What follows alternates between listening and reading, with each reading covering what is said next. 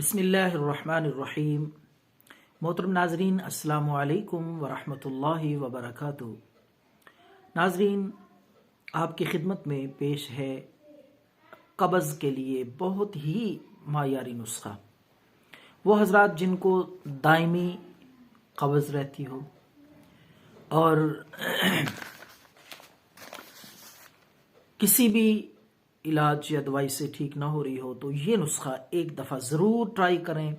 انشاءاللہ العزیز آپ حیران ہوں گے، دائمی اور پرانی سے پرانی قبض بھی ختم ہو جائے گی اور معدہ بہترین کام کرے گا، ہر چیز ہضم ہوگی، وقت پہ بھوک بھی لگے گی اور دوبارہ قبض کی شکایت نہیں ہوگی۔ تو بالکل سادہ سا نسخہ ہے اور ہے بھی بڑا ہی آزمودہ بارہا کا معیاری نسخہ۔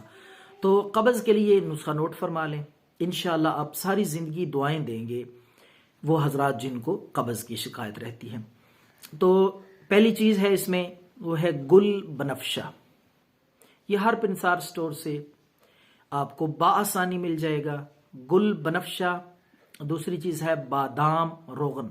پہلے ان چیزوں کے نام آپ اور مقدار لکھ لیں، اچھی طرح سمجھ لیں، اس کے بعد میں آپ کو اس کے تیار کرنے کا، اس نسخے کو بنانے کا، پھر اس کے استعمال کا، خوراک اور مقدار کا پورا انشاءاللہ طریقہ بتاؤں گا۔ آخر تک ویڈیو کو دیکھیں، اور اگر آپ نے یہ چینل سبسکرائب نہیں کیا تو پہلے سبسکرائب کر لیں تاکہ اس طرح کی اور بھی ویڈیوز اور قیمتی نسخے آپ تک پہنچتے رہیں۔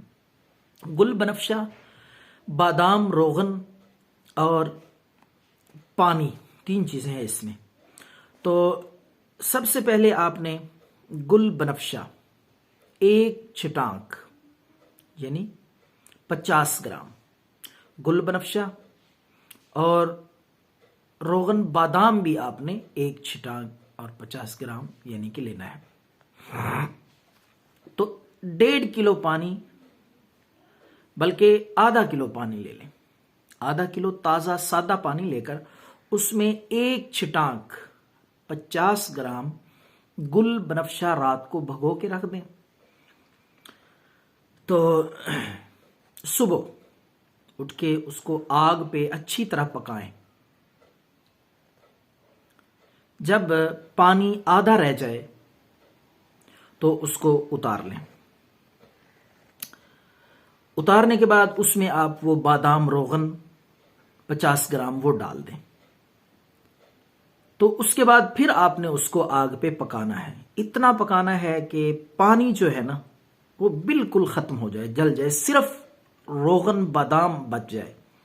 وہ آپ کو پتہ چل جائے گا جب آپ اس کو آگ پہ رکھ کے پکائیں گے، ہلکی آنچ پہ جلائیں گے، پانی ختم ہو جائے گا، صرف وہ تیل بادام روغن باقی رہ جائے گا۔